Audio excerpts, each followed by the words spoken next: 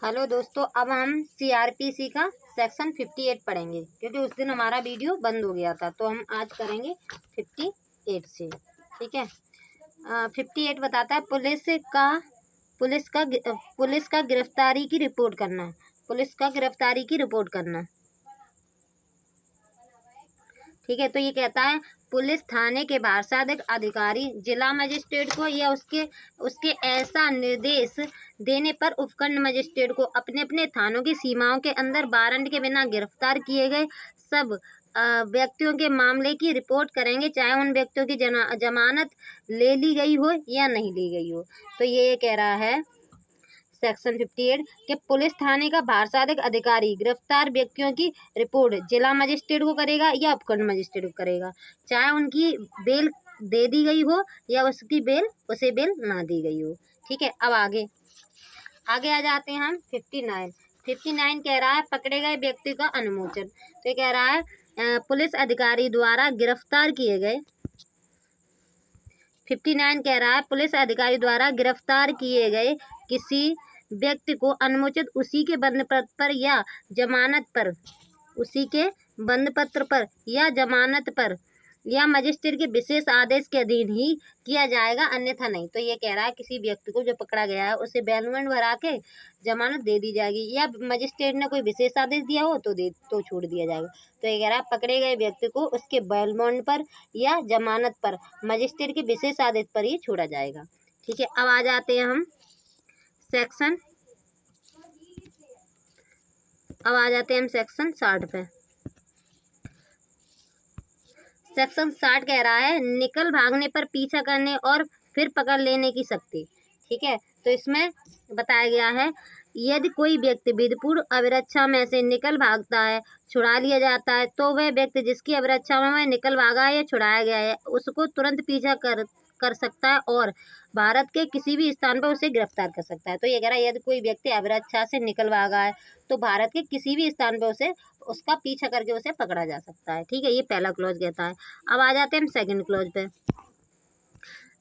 Second clause कहता है उपधारा 1 के अधीन गिरफ्तारी को धारा 47 के उपबंध लागू होंगे, भले ही ऐसी गिरफ्तारी करने वाला व्यक्ति वारंट के अधीन कार्य न कर रहा हो और गिरफ्तारी का प्राधिकार रखने वाला पुलिस अधिकारी न हो। तो ये कह रहा है कि जो पकड़ लिया गया व्यक्ति है, जो गिरफ्तार किया गया व्यक्ति है, कहीं निकल भागा था तो क्या कहीं जाके वो छुपा होगा, तो वो कह रहा है उस स्थान पे तलाशी होगी। तो कहाँ बताई गई थी तलाशी के बारे में? 47 में। तो ये कह रहा है कि 47 के उपबंध वहाँ लागू होंगे।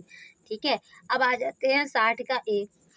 60 का ए कह रहा है गिरफ्तारी का सर्वदा संहिता के अनुसार ही किया जाएगा। तो ये कह रहा है कोई भी गिरफ्तारी इस संहिता या गिरफ्तार किए गए उपबंध करने वाले तत्सम प्रवृत्त किसी अन्य विधि के उपबंधों के अनुसार ही की जाएगी। तो ये कह रहा है कि भैया इस संहिता में जो बताया गया है उसी के अनुसार ही उसकी गिरफ्तारी की जाएगी। ठीक है। अब आ जाते हैं हम चैप्टर आगे। तो जो अब आ गया चैप्टर 6, और चैप्टर 6 बताता है हाजिर होने को विवश करने के लिए आदेश का। तो ये कह रहा है कि न्यायालय किसी को हाजिर करने के लिए बुला रहा है, अपने सामने हाजिर होने के लिए बुला रहा है, तो उसके लिए क्या करेगा? आदेश क्या करेगा? तो पहला सेक्शन ये 61 से सम्मन के बारे में 61 से 69 तक दिया गया है। तो हम पहले 61 करते हैं। 61 कह रहा है सम्मन का प्रारूप क्या होगा। तो कह रहा है न्यायालय द्वारा इस संहिता के अधीन जारी किया गया प्रत्येक सम्मन लिखित रूप में 2 प्रतियों में उस न्यायालय के पीठासीन अधिकारी द्वारा या अन्य ऐसे अधिकारी द्वारा जिसे उच्च न्यायालय नियम द्वारा समय समय पर निर्दिष्ट करे हस्ताक्षरित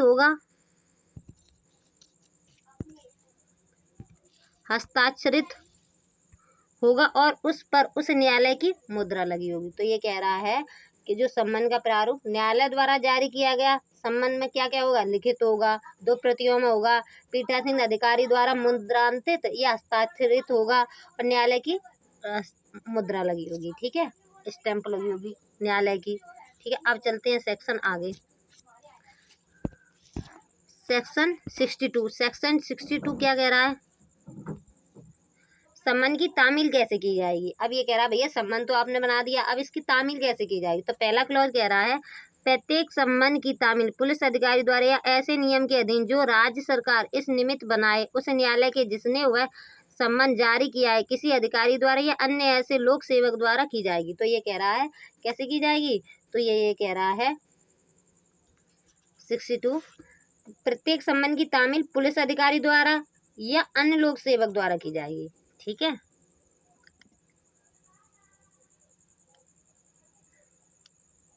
कैसे की जाएगी, राज्य सरकार इस निमित्त बनाए उस न्यायालय से जिसने उस सम्मन जारी किया है किसी अधिकारी द्वारा या अन्य लोक सेवक द्वारा की जाएगी। तो किसके द्वारा की जाएगी, तो ये कह रहा है प्रत्येक सम्मन की तामील पुलिस अधिकारी द्वारा या अन्य लोक सेवक द्वारा की जाएगी।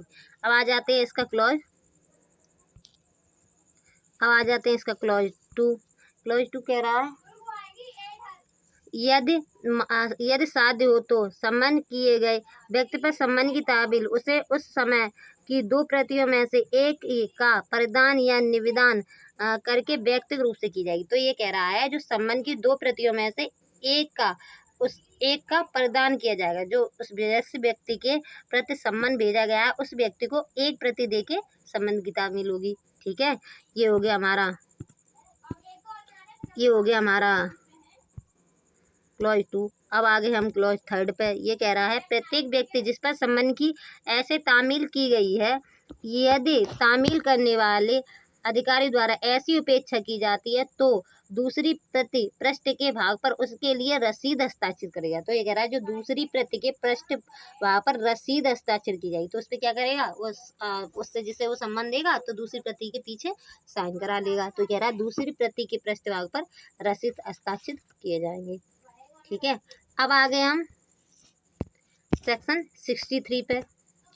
63 क्या कह रहा है, निगमित निकायों और सोसाइटियों पर सम्मन की तामील। अब ये कह रहा है निगमित निकाय और सोसाइटियों पर सम्मन की तामील कैसे होगी, तो ये कह रहा है किसी निगम पर सम्मन की तामील निगम के सचिव, स्थानीय प्रबंधक या अन्य प्रधान अधिकारी पर तामील करके की जा सकती है या भारत में निगम के मुख्य अधिकारी के पते पर रजिस्ट्रीकृत डाक द्वारा भेजे गए पत्र द्वारा की जा सकती है। जिस दशा में तामील तब हुई समझी जाएगी जब डाक से साधारण रूप से वह पत्र पहुंचा हो। तो 63 कह रहा है कि किसी निगम पर तामील के लिए उस निगम के सचिव, स्थानीय प्रबंधक या अन्य अधिकारी को सम्मन भेजा जाएगा। निगम के अधिकारी को डाक द्वारा सम्मन भी भेजा जा सकता है। तो कैसे की जाएगी कि सचिव या स्थानीय प्रबंधक या अन्य अधिकारी को सम्मन देके की जाएगी या फिर और सम्मन देके की जाएगी या फिर उसे डाक द्वारा सम्मन भेजा जाएगा। तो ये होगी तामील। ठीक है, अब आ जाते आगे। अब आते हैं सेक्शन 65।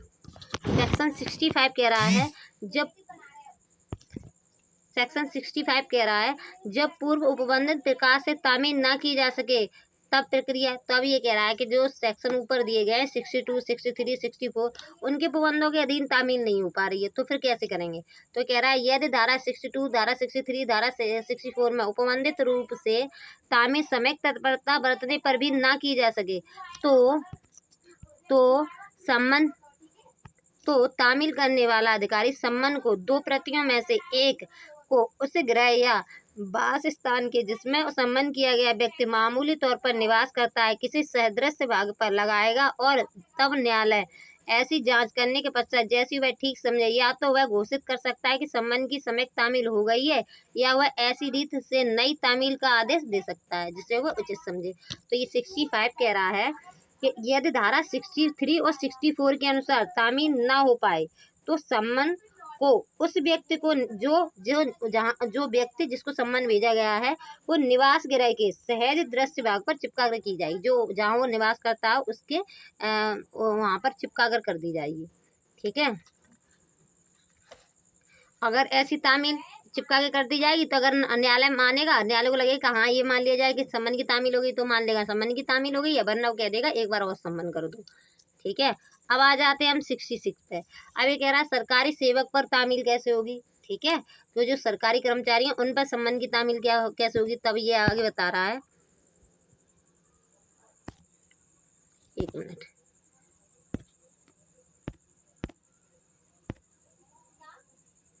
अरे यार क्या हो गया।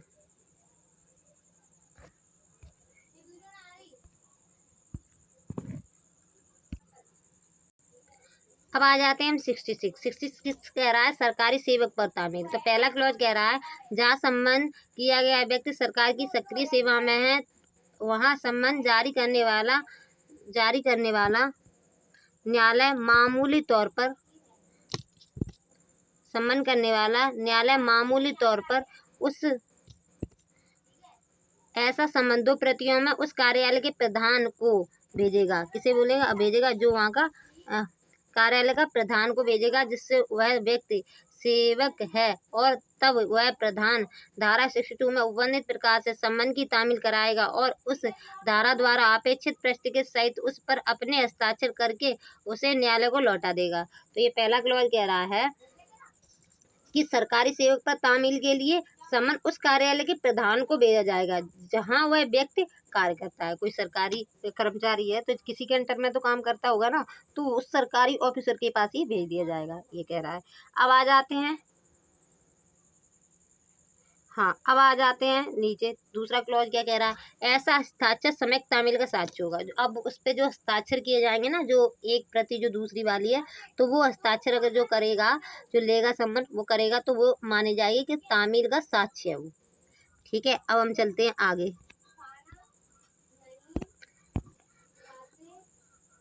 अब आ जाते हैं, अब कह रहा है 67।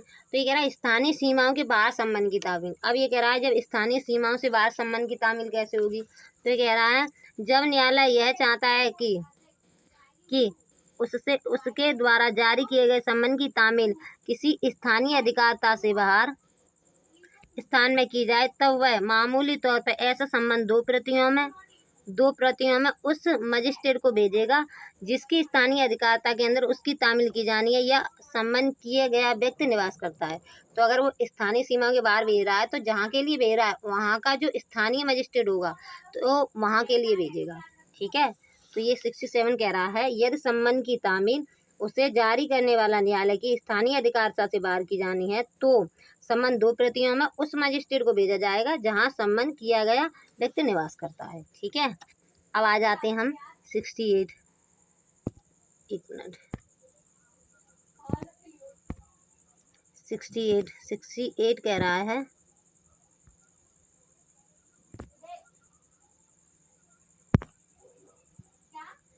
ऐसे मामलों में और जब तामील करने वाला अधिकारी उपस्थित ना हो तब तामील का सबूत। अब ये कह रहा है ऐसे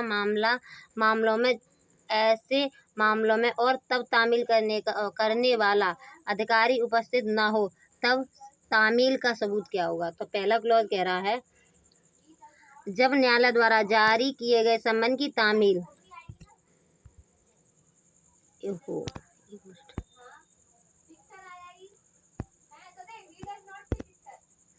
तो ये कह रहा है जब न्यायालय द्वारा जारी किया गया सम्मन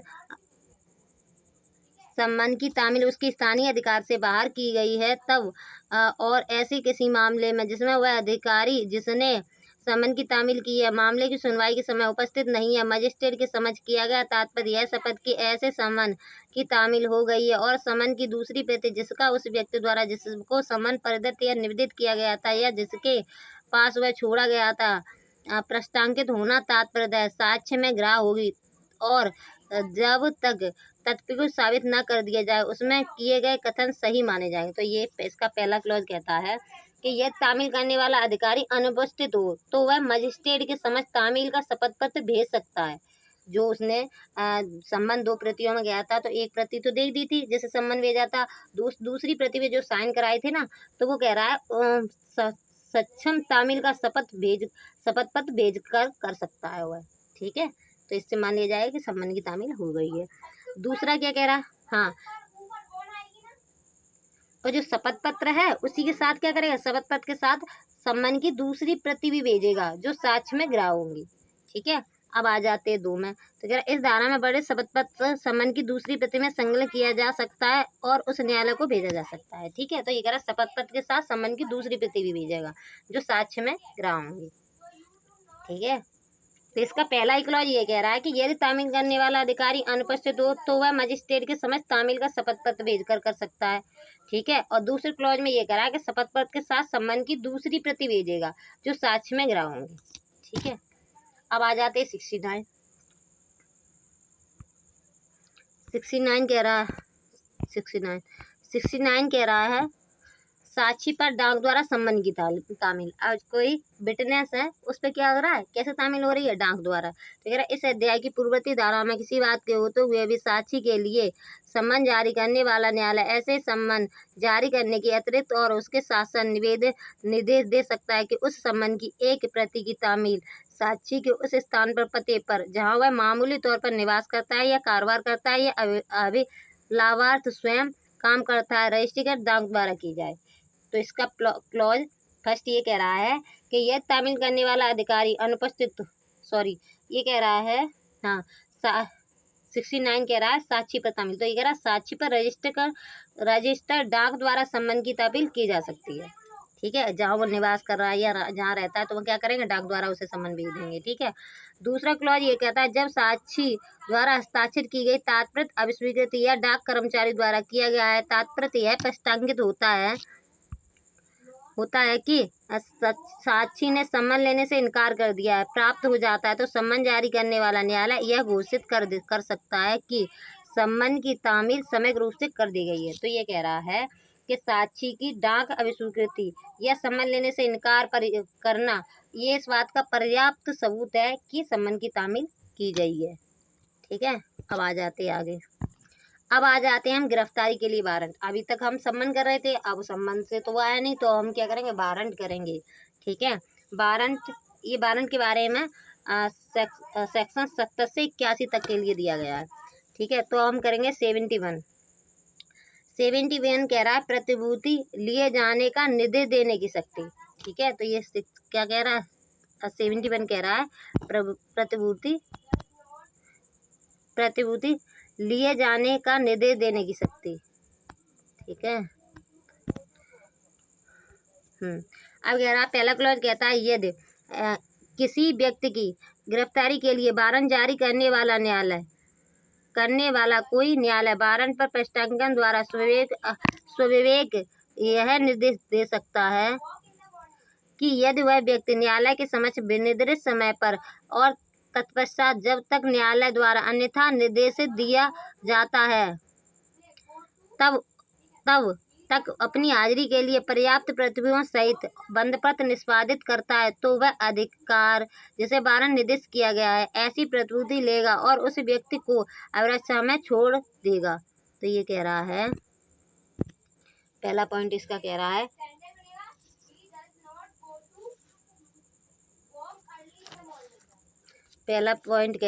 कि यदि गिरफ्तार किया गया व्यक्ति अपनी हाजिरी के लिए पर्याप्त प्रतिभूतियों सहित बंदपत्र निष्पादित कर देता है तो क्या करेगा, उसे वो न्यायालय छोड़ देगा। और दूसरा क्या कह रहा है, दूसरा क्लॉज कह रहा है प्रस्तावना में निम्नलिखित बातें कथित की जाएंगी। तो क्या क्या की जाएंगी, प्रतिभूतियों की संख्या, कितने प्रतिभू हैं। बी कह रहा है वह रकम जिसके लिए क्रमशः प्रतिभू और वह व्यक्ति जिसकी गिरफ्तारी के लिए वारंट जारी किया गया था आबद्ध होंगे। ठीक। तो दूसरा ये कह रहा है जमानत की राशि भी वो प्रतिभूतियों की संख्या होगी। ठीक है। दूसरा कह रहा है जमानत की राशि होगी। तीसरा ये कह रहा है कि वह समय जब व्यक्ति को न्यायालय के समक्ष हाजिर होना हो वो लिखा जाएगा। ठीक है।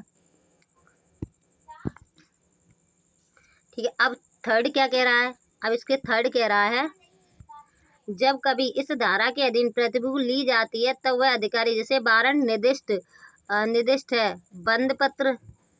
बंदपत्र न्यायालय के पास भेजा जाएगा। तो अब ये कह रहा है कि अब जिसने जब कभी इस धारा के अधीन प्रतिभूति ले जाती है तब यह अधिकारी जिसे वारंट निर्दिष्ट था बंदपत्र बेल में वो बॉन्ड है जो बॉन्ड बनवाया वो किसे भेज देगा, न्यायालय के पास भेज देगा। ठीक है। अब आ जाते हैं आगे।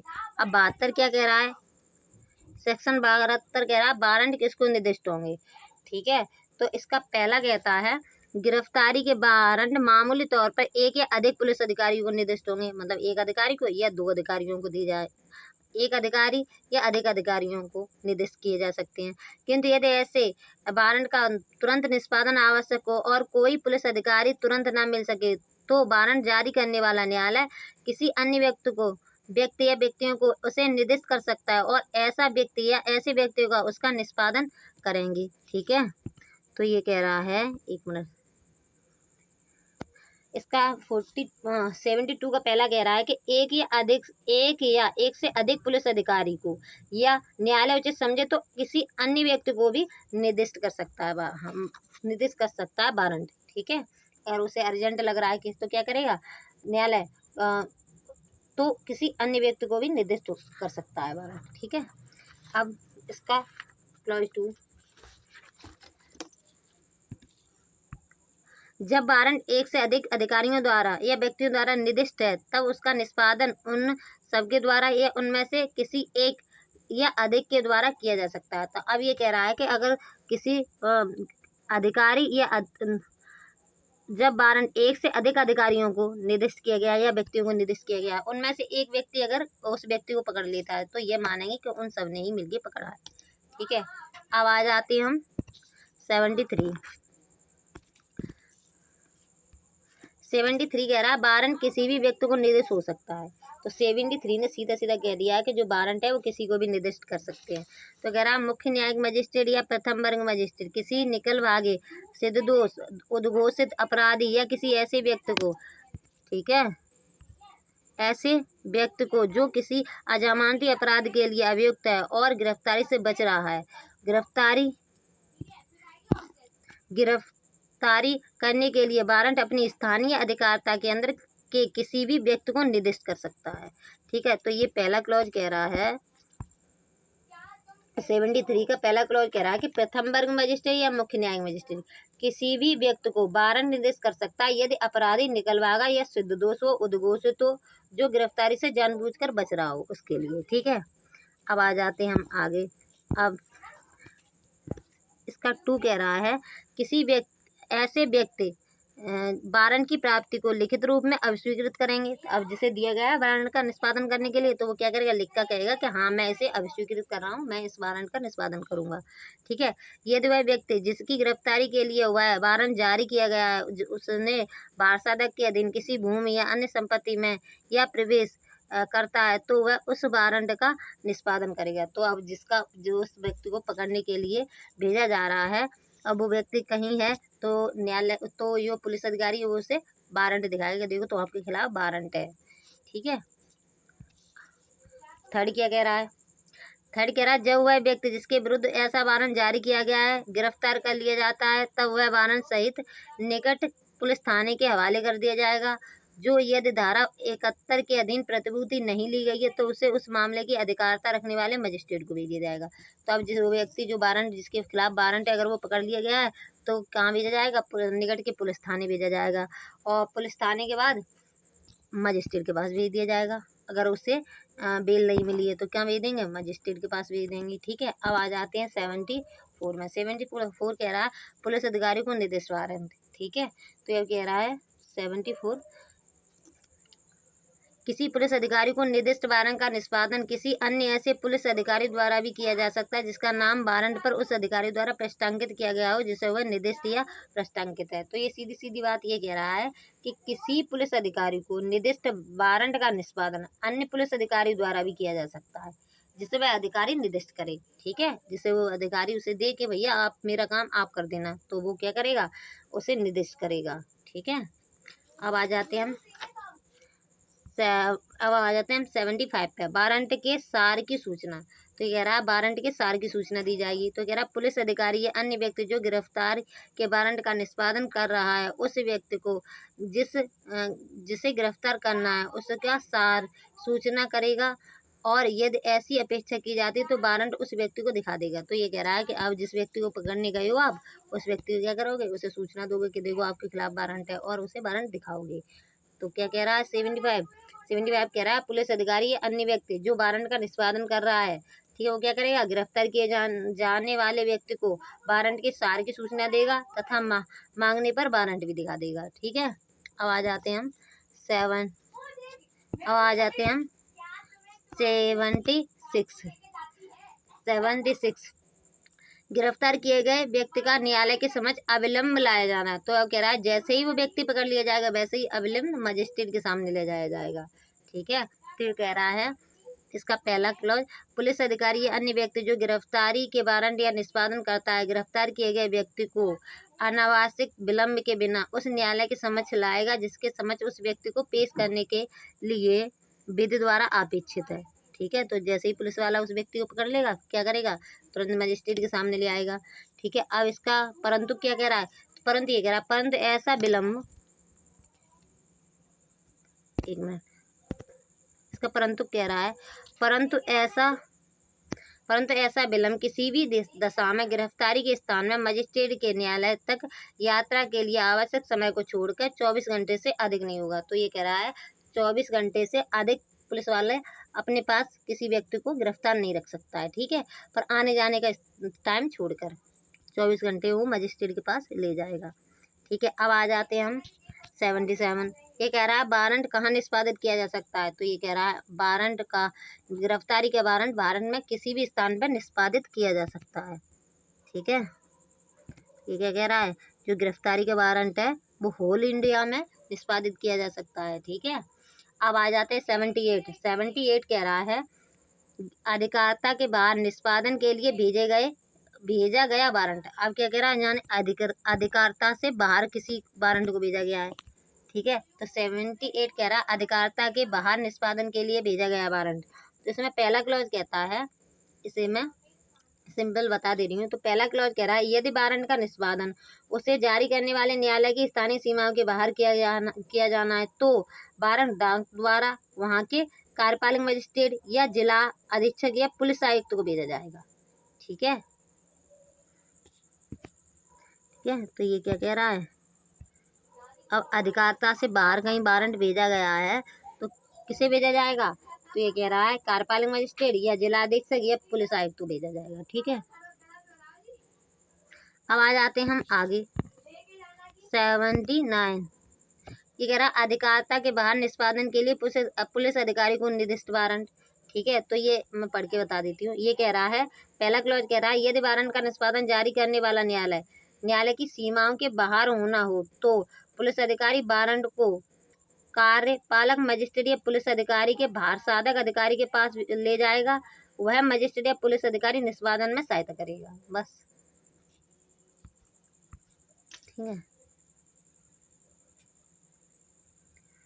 अब आ जाते हैं आगे, अब आ जाता है सेक्शन 80। ये क्या कह रहा है, सेक्शन 80 कह रहा है जिस व्यक्ति के विरुद्ध वारंट जारी किया गया है उसके गिरफ्तार होने पर प्रक्रिया। अब जिस व्यक्ति के विरुद्ध वारंट गया है उसे गिरफ्तार कैसे करेंगे, वो प्रोसीडिंग दे रखी है।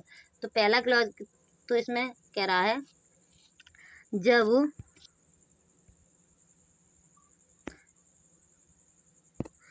जब गिरफ्तारी के वारंट का निष्पादन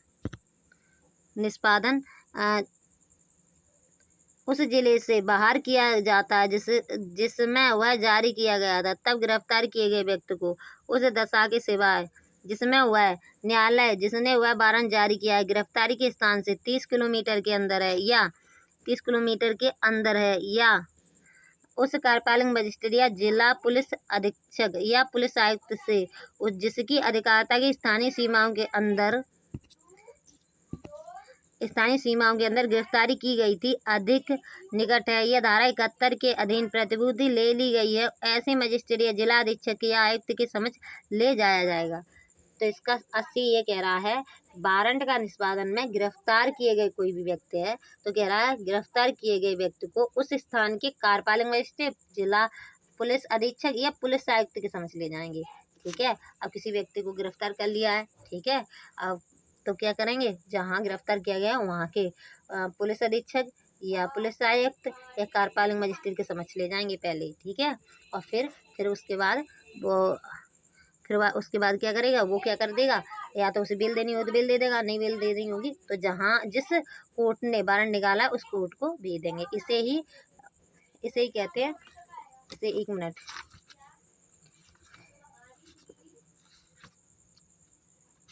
हाँ, तो इसे कहते हैं ट्रांस रिमांड। हाँ, 80 को कहते हैं ट्रांस रिमांड। ठीक है, अब आ जाते हैं हम सेक्शन 81। क्या कह रहा है,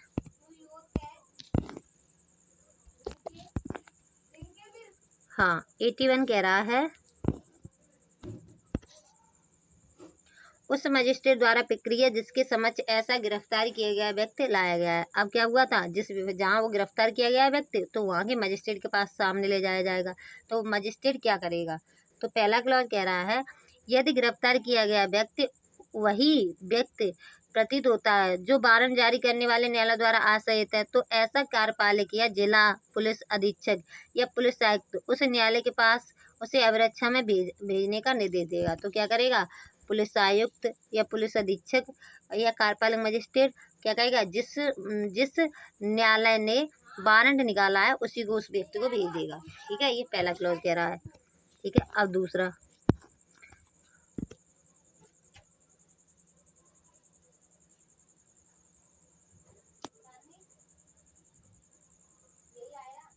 हाँ तो अब ये कह रहा है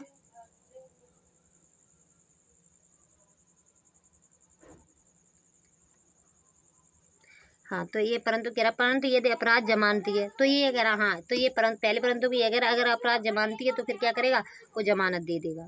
ठीक है, जिसके समक्ष भेजा गया है। तो कह रहा है परंतु यदि अपराध जमानती है या ऐसा व्यक्ति ऐसी जमानत देने के लिए तैयार और रजामंद है जिससे ऐसे मजिस्ट्रेट जिला अधीक्षक या आयुक्त का समाधान हो जाता है, वारंट पर धारा 71 के अधीन निर्देश प्रस्तावित है और ऐसा व्यक्ति ऐसे निर्देश द्वारा अपेक्षित प्रतिभूति देने के लिए तैयार और रजामंद है, तो वह मजिस्ट्रेट जिला अधीक्षक या आयुक्त यथास्थिति ऐसे जमानत की या प्रतिभूति लेगा और बनकर उस न्यायालय को भेज देगा जिसने वारंट जारी किया गया है।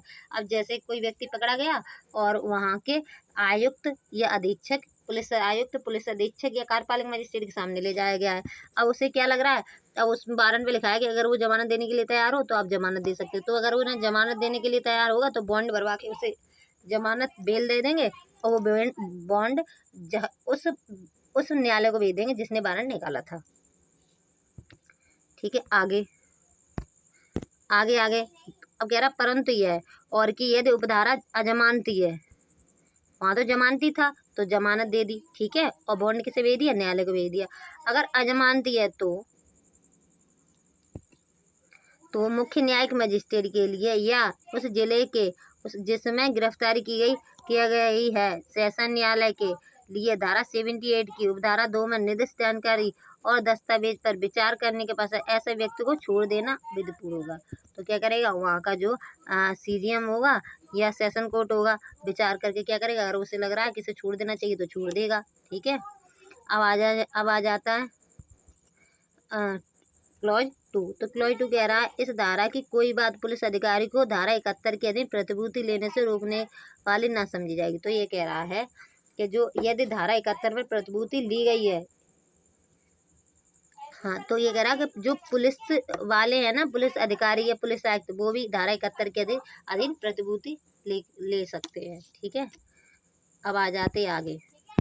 अब यहाँ से वारंट का खत्म हो गया, अब यहाँ से कुर्की वाला मैटर शुरू हो गया है। तो क्या कह रहा है, उद्घोषणा और कुर्की। तो 82 में बताया गया है फरार व्यक्ति के लिए उद्घोषणा। अब यहाँ फरार व्यक्ति, कोई व्यक्ति फरार हो गया, ठीक है, पहले सम्मन भेजा फिर वारंट भेजा, अब वारंट भेजा तो अब क्या है, अब कुर्की करेंगे। तो कुर्की करेंगे तो 82 में ये कह रहा है कि फरार व्यक्ति के लिए उद्घोषणा। तो उद्घोषणा कब की जाएगी, तो ये बताया गया 82 में। 82 कह रहा है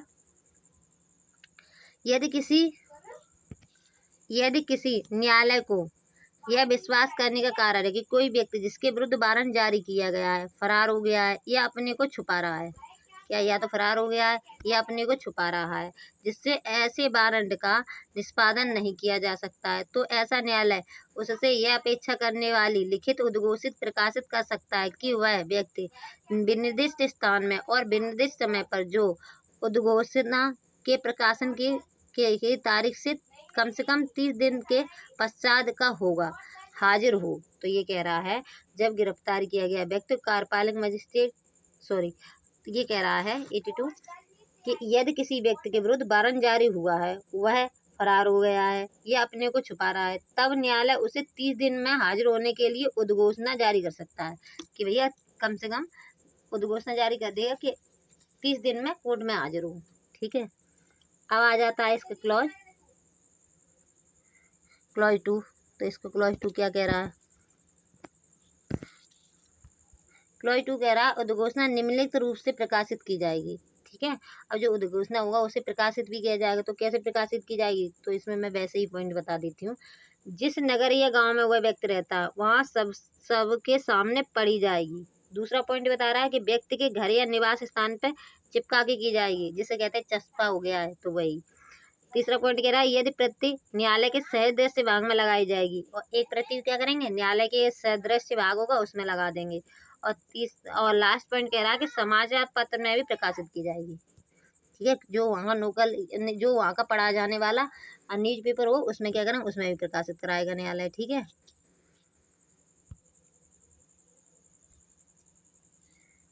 अब चलते हैं आगे।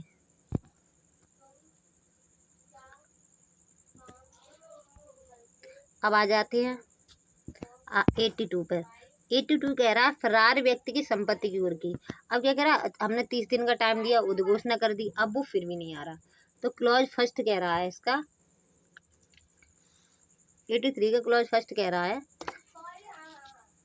एक मिनट, हाँ, 83 का क्लॉज फर्स्ट कह रहा है धारा 82 के अधीन उद्घोषणा जारी करने वाला न्यायालय ऐसे कारणों से जो लेखबद्ध किए जाएंगे उद्घोषित जारी किए जाने के पश्चात किसी भी समय उद्घोषित व्यक्ति को जंगम या स्थावर अथवा दोनों प्रकार की किसी भी संपत्ति को कुर्की का आदेश दे सकता है। तो ये कह रहा है कि अब उस व्यक्ति से कहा गया था कि आप क्या करो, कोर्ट में 30 दिन में हाजिर हो, उद्घोषणा निकाल दी, वो फिर भी नहीं आया, तो अब न्यायालय क्या कर सकता है, उस व्यक्ति से जंगम या स्थावर या दोनों प्रकार की संपत्ति को कुर्की का आदेश दे सकता है। ठीक है, ये कह रहा है 83 का क्लॉज फर्स्ट। अब आगे क्या कह रहा है, परंतु यदि उद्घोषणा जारी करते समय न्यायालय को शपथ पत्र द्वारा अन्यथा यह समाधान हो जाता है कि वह व्यक्ति जिसने संबंध में उद्घोषणा निकाली जाती है अपनी समस्त संपत्ति या उसके किसी भाग को बयान करने वाला है अथवा संपत्ति अपनी समस्त संपत्ति या किसी भाग को उस न्यायालय की स्थानीय अधिकारता से हटाने वाला है, तो वह उद्घोषणा जारी करने के साथ साथ ही कुर्की का आदेश दे सकता है। तो अब ये कह रहा है न्यायालय कि न्यायालय को ये लगता है जब उद्घोषणा जारी की थी कि जिस व्यक्ति की कुर्की के लिए मैं आदेश दे रहा हूँ, उद्घोषणा निकाला हूँ, वो हो सकता है कि अपनी प्रॉपर्टी बेच दे। ठीक है, तो न्यायालय क्या करेगा, उस उद्घोषणा के साथ ही उसकी कुर्की भी निकाल देगा। ठीक है, कुर्की का भी ऑर्डर दे देगा, ये कह रहा है। अब आगे चलते हैं। ठीक है, अब आ जाते हैं इसके 2 पे।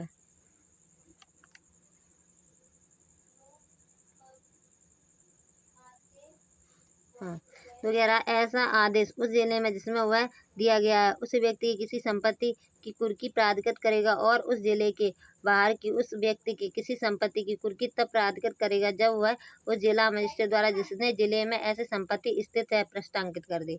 तब उस जो किसी न्यायालय ने कुर्की का आदेश दिया है तो कब कुर्की होगी, तो जिस जिले में वो संपत्ति है वहाँ का जिला, वहाँ के जिले के बाहर की, हाँ, वहाँ का जिला मजिस्ट्रेट क्या करे, उस जिले का मजिस्ट्रेट द्वारा जिसने जिले में ऐसी संपत्ति स्थित है प्रस्तावित कर दे। तो वहाँ का जो जिला मजिस्ट्रेट उस संपत्ति को अगर प्रस्तावित कर देगा उस ऑर्डर को, तो क्या हो जाएगा, फिर कुर्की हो सकती है। ठीक है, इतना ही ये इम्पोर्टेंट है। अब हम चलते हैं आगे। 84 कह रहा है कुर्की के बारे में दावे और आपत्तियां। तो अब ये कुर्की के बारे में दावा और आपत्तियां भी की जा सकती हैं। तो कह रहा है कब की जा सकती हैं, तो पहला क्लॉज कह रहा है यह धारा 83 के अधीन कुर्की की गई है। अब 83 के अधीन कोई कुर्की कर दी गई है। ठीक है, यह की गई है किसी संपत्ति के बारे में उस कुर्की की तारीख से 6 माह के भीतर कोई व्यक्ति जो उद्घोषित व्यक्ति से भिन्न इस आधार पर दावा या उसके कुर्क किए जाने पर आपत्ति करता है कि दावेदार या आपत्ति करता है या उस संपत्ति में कोई हित और ऐसे हित धारा 83 के अधीन कुर्क नहीं किया जा सकता, तो उस दावे या आपत्ति की जांच की जाएगी और उसे पूर्णतः या भागतः मंजूर या नामंजूर किया जाएगा। अब ये कह रहा है 84 के जैसे किसी व्यक्ति की कुर्की की गई, उसमें क्या कहता हुआ दूसरे पर्सन का भी उसमें प्रॉपर्टी थी। ठीक है, तो वो ये कह रहा है कि वो 6 महीने के अंदर अपनी आपत्तियां न्यायालय में दाखिल कर सकता है। ठीक है, तो अब उसकी जांच होगी और न्यायालय उस वो फिर देखेगा कि ये सही किया गया है या नहीं सही किया गया है, तो उसे मंजूर भी कर सकता है और ना मंजूर भी कर सकता है। ठीक है, अब इसका एक प्रोविजो दिया गया है, वो कह रहा है इस उपधारा द्वारा अनुज्ञात अवधि के अंदर किए गए किसी दावे या आपत्ति को दावेदार दावेदार या आपत्तिकर्ता की मृत्यु हो जाने की दशा में उसके विधिक प्रतिनिधि वाला द्वारा चालू रखा जाएगा। तो अब ये कह रहा है कि अगर उस व्यक्ति की मृत्यु हो गई है तो अब कौन करेंगे, अब उसके विधिक प्रतिनिधि द्वारा चालू रखा जाएगा केस। ठीक है, अब आगे, अब इसका इतना ज़्यादा कोई इम्पोर्टेंट नहीं है। जो कुर्की की जाएगी,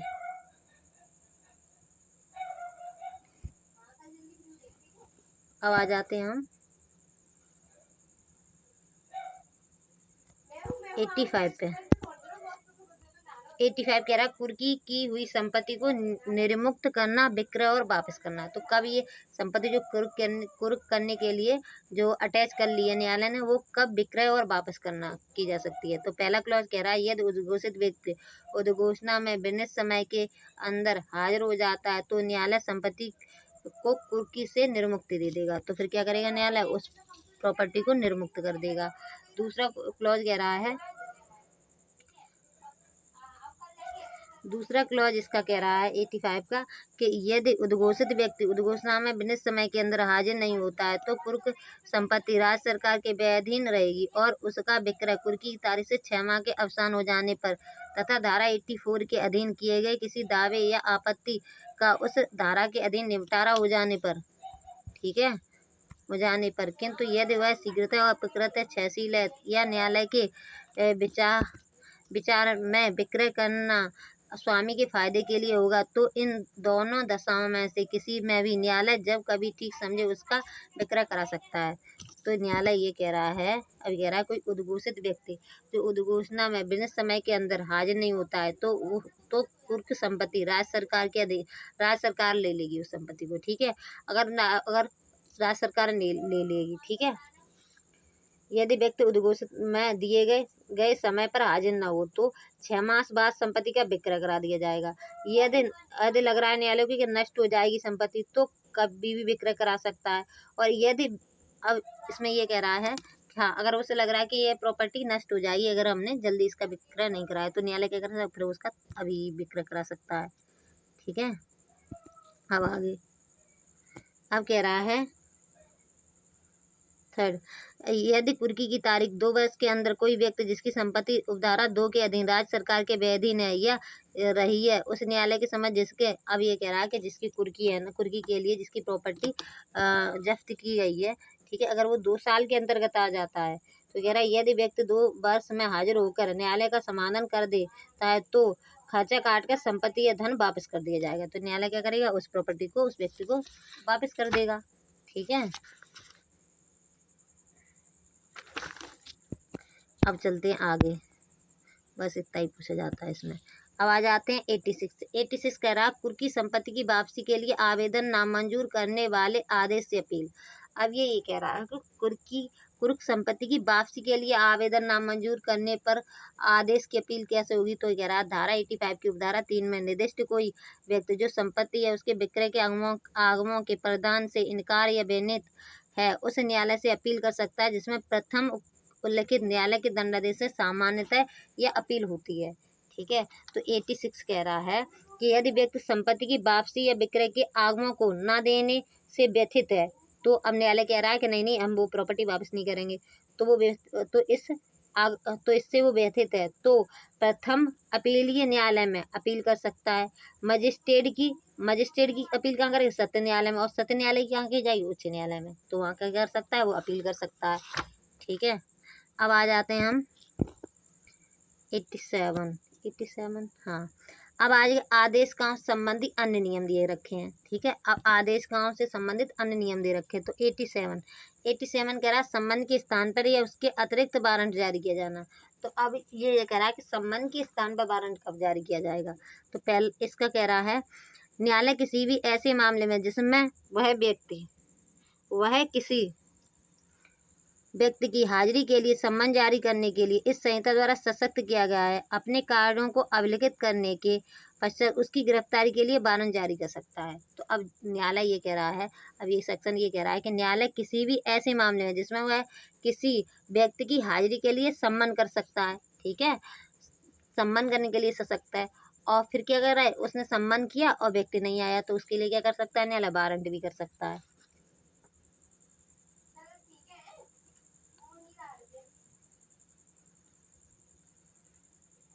ठीक है, आओ वही। हाँ, तो अब ये क्या कह रहा है, ये पूरा सेक्शन सीधी सीधी बात है, ये कह रहा है कि यह सम्मन जारी होने से पहले या बाद में ऐसा लगे न्यायालय को कि अभियुक्त फरार हो गया है या सम्मन का पालन नहीं करेगा, तो सम्मन के स्थान पर वह वारंट जारी कर सकता है। सीधी सी बात ये है। अब आ जाते 88 पे। 88 कह रहा हाजिरी के लिए बंद पत्र लेने के लिए सख्ती। अब क्या कह रहा है कि अब हाजिरी के लिए बॉन्ड भरवाएगा, उसकी सख्ती के बारे में बता रहा है। तो ये कह रहा है जब कोई व्यक्ति जिसकी हाजिरी या गिरफ्तारी के लिए किसी न्यायालय का पीठासीन अधिकारी सम्मन या वारंट जारी करने के लिए सशक्त है, ऐसे न्यायालय में उपस्थित है, तब वह अधिकारी उस व्यक्ति को अपेक्षा कर सकेगा कि वह उस न्यायालय में या किसी अन्य न्यायालय में जिसको मामला विचारण के लिए आंतरित किया जाता है, अपनी हाजिरी के लिए बंद पत्र प्रतिभूतियों सहित या रहित निष्पादित करे। तो ये कह रहा है 88 कि न्यायालय को अपने समक्ष उपस्थित व्यक्ति से बंद पत्र निष्पादन करवा सकता है, ठीक है। यदि व्यक्ति उपस्थित ना हो तो पीठासीन अधिकारी वारंट जारी कर सकेगा और उसे गिरफ्तार करके पेश करने का निर्देश भी दे सकेगा, ठीक है। तो ये कह रहा है 88। तो क्या करेगा, तो ये कह रहा है कि बॉन्ड भरवा के उसे छोड़ भी सकता है, ठीक है। और क्या कह रहा है, अब उसके जो नियम बताए गए हैं, ठीक है, अगर वो पालन नहीं करता तो उसे गिरफ्तार भी करा सकता है दोबारा से, ठीक है। अब आ जाते हैं हम 89। 89 कह रहा है हाजिरी का बंद पत्र भंग करने पर गिरफ्तारी। अब क्या कह रहा है कि अब किसी व्यक्ति को ये बॉन्ड भरवाया था और कहा गया था कि आप क्या करेंगे, जब हम बुलाएंगे तब आप उपस्थित होंगे। अब उसने क्या किया, वो जो बॉन्ड में जो शर्तें थी उसका भंग कर दिया। तो फिर क्या कह रहा है, तो फिर कह रहा उसका जब वो भंग कर देगा तो उसकी फिर गिरफ्तारी। तो ये कह रहा है जब कोई व्यक्ति जो इस संहिता के अधीन किए गए किसी बंद पत्र द्वारा न्यायालय के समक्ष हाजिर होने के लिए आबद्ध है, हाजिर नहीं होता है, तब उस न्यायालय का पीठासीन अधिकारी यह निर्देश देते हुए वारंट जारी कर सकता है कि वह व्यक्ति गिरफ्तार किया जाए और उसके समक्ष पेश किया जाए, ठीक है। तो 89 कह रहा है कि यदि व्यक्ति बंद पत्र में निर्धारित समय पर हाजिर नहीं होता है तो बंद पत्र निरस्त करके उसे गिरफ्तार करा लेगा न्यायालय, ठीक है। अब आ जाते हैं 90। तो ये कह रहा है इस अध्याय के उपबंधों का साधारण सम्मन और गिरफ्तारी के वारंटों पर लागू होगा। तो ये कह रहा है इस अध्याय के उपबंध सम्मन व गिरफ्तारी के वारंट को भी लागू होंगे, ठीक है। अब आ जाता है चैप्टर 7। तो अब हम चैप्टर 7 कल करेंगे, ठीक है दोस्तों, ठीक है। Bye, good night.